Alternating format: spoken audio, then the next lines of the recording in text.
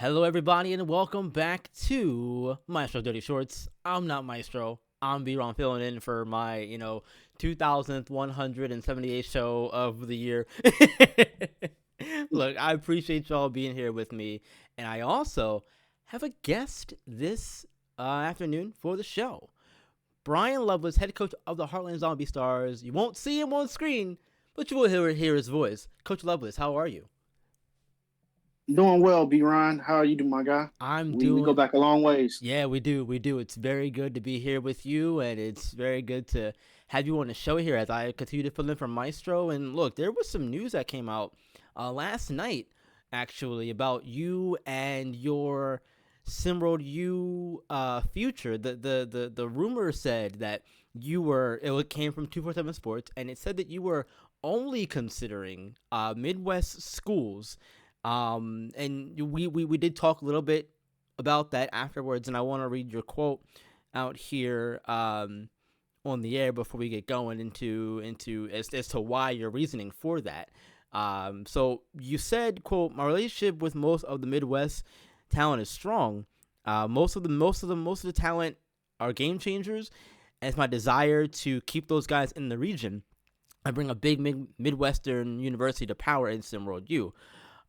Before we get into everything else, I do want to ask and get clarification on that, because when I hear the word only, I think that's where your mind is, and you're limiting your options to just Midwest region schools. Is that part true, or is that a oversimplification of the rumor?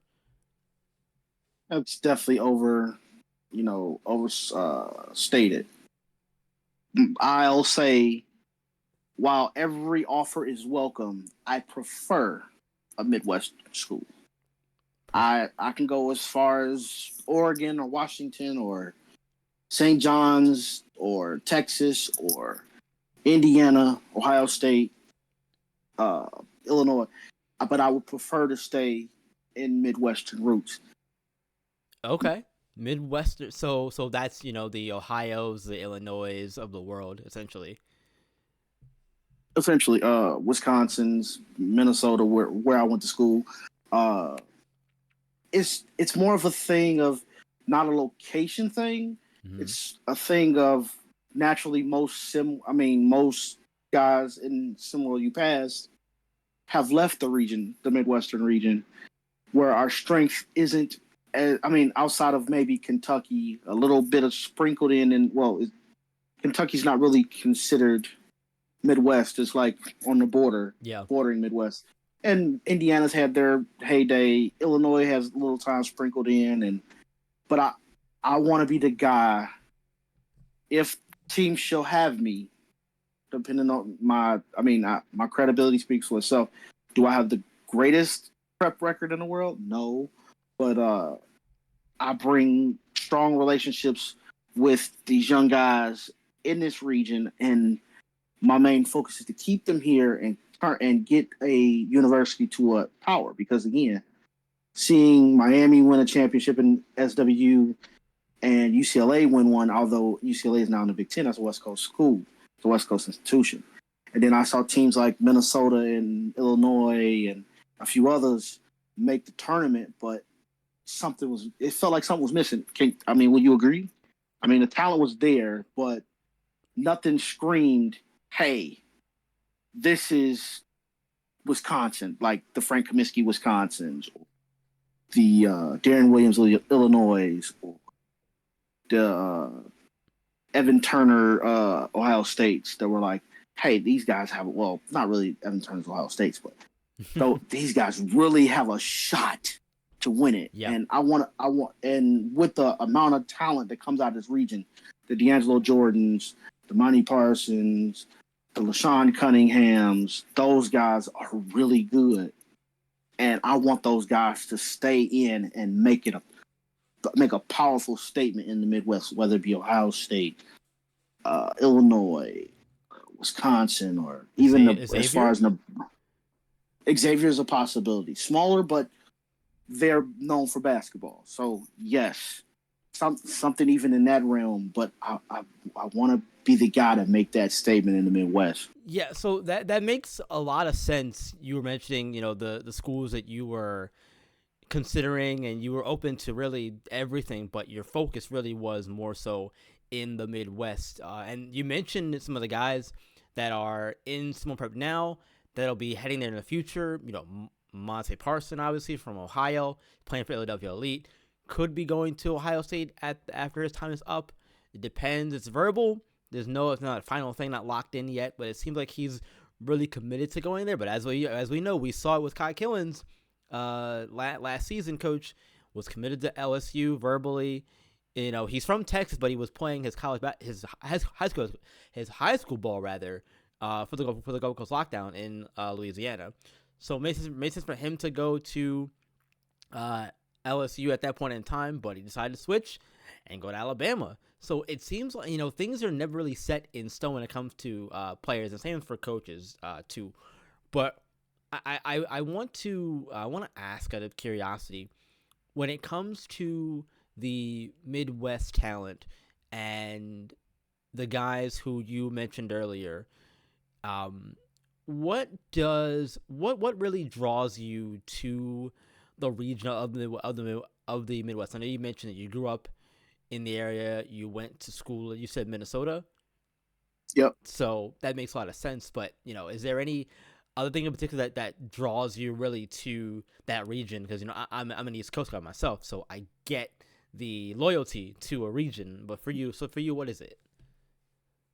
Man, the Midwest creates dogs, bro. I mean, you can go back as far as Isaiah Thomas. They grown from a different root, bro. They're dogs, from the guards to the bigs to whatever you could name. The Derek we've created the MVP, multiple champions.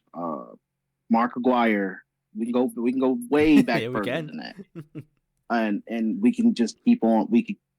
It's just they're built different, as the young kids say these days. Yeah, So that's something you hear a and lot. and Everybody's built getting different, and coach. getting and getting a group of those guys. I mean, even if you think about it, the most recent rendition of keeping a bunch of guys in a bubble from the Midwest, where it was successful all the way up to the end, was Michigan's Fab Five. They were all Yeah, true. Michigan or Midwest products, and they took that team to I mean, in controversial fashion. Right. I mean, years later with C Web and all those guys accepting whatever, and the controversial finish in with the non timeout. But I think I can be that guy to bring a group of guys together and say, let's make a run for it. All right, I like that. I like that. One more thing before I let you go, Coach. I know we're kind of getting close to my time here for the day since we got the studio. They're all in my ear like, "Hey, you gotta get out." One more thing before we leave though. You have been a coach who's bounced around small prep for a little bit. You started your time with the Oakland Stars back in the Ground Zero season, ended up going to Chicago, where you're from, and Coach Lakeshore Drive for a bit there. You had a falling out with the owner there. Now you're with the Heartland Zombie Stars. Do you think that a lot of that bouncing around and the experiences you've had in SimWorld Prep really got you to this thought process where you are today? Or was this always something you had in mind even from those early days of the Ground Zero season? Did you always want to end up in the Midwest, coaching both high school basketball and one day college basketball? Now, a little bit originally. Originally, it was just getting my feet off the ground, getting into the right situation, and flourishing. And then it became a thing of, hey, the Midwest is printing out a bunch of guys that are going all over the place. How can I be a guy that I hold a pretty hefty relationship with a lot of those guys? I've talked to a lot. I mean, Jordan Scott. is one name to come to mind. He's down at the Yacht Club, who I talked to extensively about coming to Heartland. And obviously so. He has had a fantastic offseason. Mm-hmm. A fantastic offseason. James Norman, who's going to play for Heartland this year. He's from Indiana. Another one. I coached D'Angelo Jordan, who's now a star in SWU at Illinois. Yep.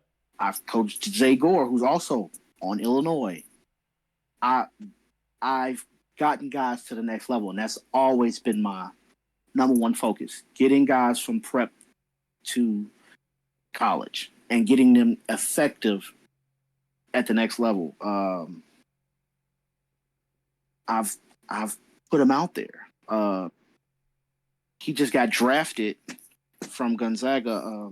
His name is escaping me at the moment. West Coast. He just Caden Ship. Caden Ship. Yes. I got a lottery pick under my belt now. So to all the recruits out there, if I'm going to SWU, I have a resume of putting guys in college in hefty positions. I got a guy that got drafted to the pros. So it's all, but it's about helping the Midwest talent and those who else want to go along for the ride that are outside the region that can help the process become something bigger. And that's where my next goal is at the SWU level after I'm done with this prep season. Because after this prep season, prep is done for me. That is one thing that is for sure. Prep is done for me, regardless of what comes next. Prep is done after this year. Okay, yeah, that's fair. I think you've done a lot at the prep level. You've proven yourself in various different ways. Maybe you don't have the accolades of a Dre Pope, of a Assad Drayton, of a Brett Lee, for example, but you've proven yourself in various other ways, and those are kind of things that I think those SimWorld youth schools are looking for. And I have one more question. I lied. One more question. We'll let you go for real this time, because it just came to mind as you went on that. You went on and gave me that lovely sequence there last time. If you had to give a list of, give me 3 schools that you would really be interested in coaching in the Midwest region, who would they be? Ooh, that's a good one. Ooh. Yeah, let those schools know now, Coach. I'll give you a few. I'll give you a few in no particular order. Okay. 3 would be, well, I said no in no particular order. even though they ghosted me last off season. Iowa State. They Cyclones have had fantastic basketball and a great presence in the Midwest with recruits for a while. I'm not going to number that either. Minnesota, I did have an interview with them last year. They chose Coach Kusa, which I'm totally fine with. Congrats to him. I hope nothing but success, but I also hope to see him in the future on the court. Fair, yeah.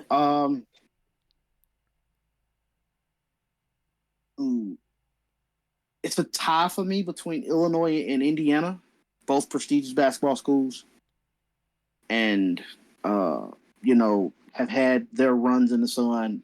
And those are 2 schools that I could elevate back to at least their former glory or some semblance of it.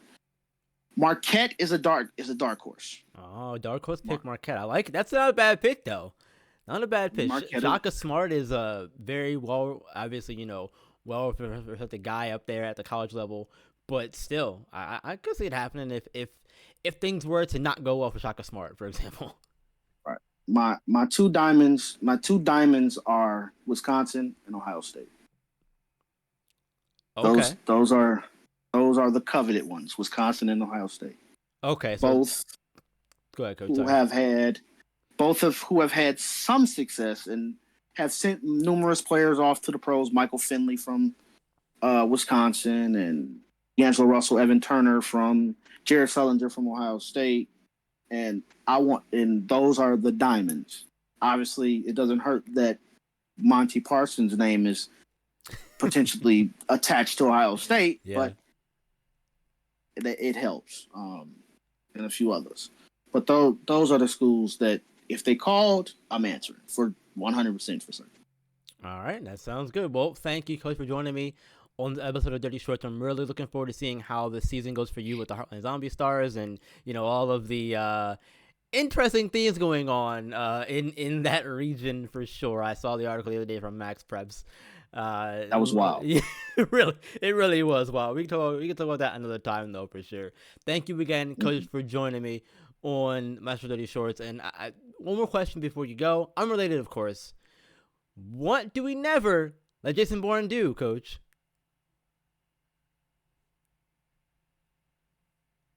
Not find us. If you've seen the show, you know how Maestro ends it. It's not me. It's a Maestro thing.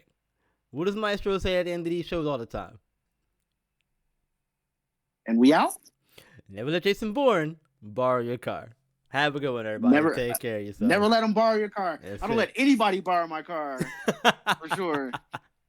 Anybody except Jason Bourne. Anybody except Jason Bourne.